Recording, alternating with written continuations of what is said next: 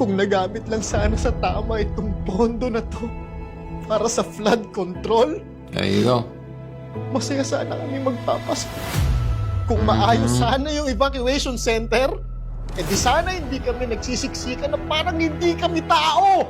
Kung napatayo yung mga tulay na sinasabi nilang ghost project, di Yes, the sana Ghost Project. hindi kami na-isolate o nagugutom habang kaming lahat basang-basa at ginikinaw sa labas. Kayo namang mga kurap, komportable kayong natutulog sa mga mansyon nyo galing sa taong bayan.